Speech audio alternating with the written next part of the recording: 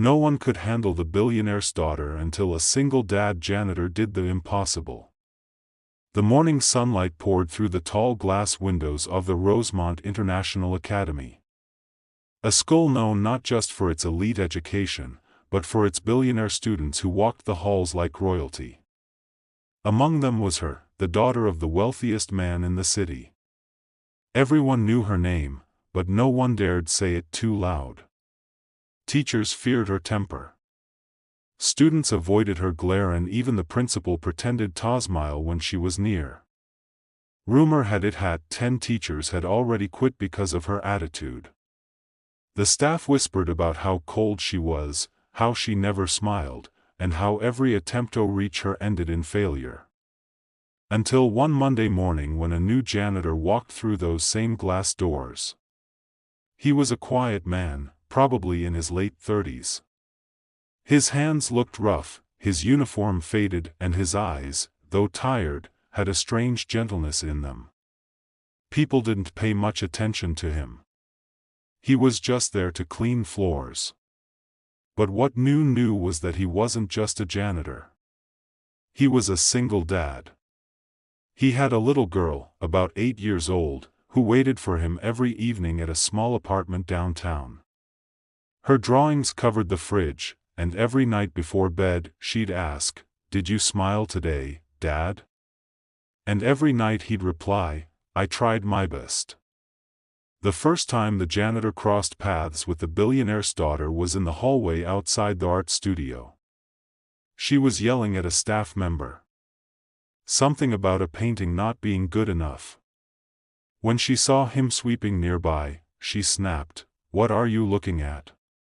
He didn't respond, just smiled politely and continued sweeping. No one ever smiled at her without fear. It made her freeze for a second. Then angrily she turned away. The next morning he was cleaning the same hallway again. This time she dropped her coffee cup. Without a word, he bent down, cleaned up the mess, and said softly, "It's okay. Accidents happen." She stared at him, confused. Most people avoided eye contact. He spoke to her like she was human. Not powerful, not intimidating, just human. She walked away saying nothing. But that night, for the first time in months, she couldn't sleep. Those words, "It's okay, accidents happen," echoed in her head. Days passed. She started noticing him, how he always greeted everyone, even when no one replied. How he repaired broken lockers when students didn't care. How he carried heavy boxes for teachers who never thanked him. And one afternoon, she saw something that changed everything. He was sitting on a bench behind the school holding a lunchbox. Inside were 2 sandwiches, next to him sat a little girl with messy hair and the brightest smile. His daughter. They were laughing. Laughing so freely that it didn't fit the cold world she lived in. From a distance, the billionaire's daughter watched them, that laughter, that warmth, it felt like something she'd lost a long time ago. A few weeks later, during an art event at the Academy, she was presenting her painting, a dark, abstract piece filled with chaos and loneliness. The audience clapped politely, but she looked restless. Then, out of nowhere, the janitor's daughter ran up to her. She couldn't have been more than 8. Holding a crumpled paper in her tiny hands, she said, "Your painting is sad, you should add yellow. Yellow makes everything happy." The room went silent. Everyone expected the billionaire's daughter to yell, to scold the child for interrupting, but she didn't. She just stared at that little girl. And for the first time, someone saw tears in her eyes. That night, she repainted everything. She added yellow. From that day on, things began to change. The girl who once yelled now volunteered at school events. The one who avoided people started helping other students. Teachers whispered again, but this time in disbelief. And sometimes when no one was looking, she would sneak out behind the school, sit beside that same bench, and share her lunch with a janitor and his daughter. No one could explain it, and no one knew what he said or did to her, but everyone noticed one thing.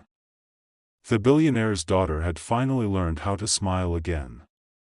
And it all started with the kindness of a man who swept floors, but understood hearts better than anyone else ever could. Sure, here's the continuation with a kindness, inspiring, and motivational ending that fits naturally with your previous story tone and pacing. Emotional, cinematic, and global relatable. Months passed, and the changes in her were impossible to ignore. She started coming to school early, sometimes even helping the janitor before classes began. She'd help him arrange chairs, wipe the blackboards, and once even painted a wall that had been dull and cracked for years. The students were stunned. The teachers whispered. The billionaire's daughter, the same girl who once shouted at everyone, was now quietly doing things no one expected from her. When someone asked her why, she simply said, "Because kindness feels better than control." But the real turning point came one winter morning. The janitor didn't show up for work. For the first time, the halls felt empty. Not because of the noise, but because of his absence, his ladder, his gentle greetings, his calm presence. It was all missing. By noon, word spread that he had fallen sick. He was hospitalized, struggling to afford his treatment. The billionaire's daughter didn't hesitate. She went straight to her father's office, a place she used to avoid. For the first time in her life, she didn't ask him for a car, a trip, or money for herself. She asked for help for someone else.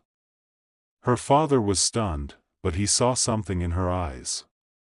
Compassion, the kind he hadn't seen since her mother passed away years ago. That evening, a private ambulance arrived at the small hospital. The janitor's treatment was fully covered anonymously, but he knew he didn't need to ask. Weeks later, he returned to work, weaker, but smiling, and when he did, he found a surprise waiting for him.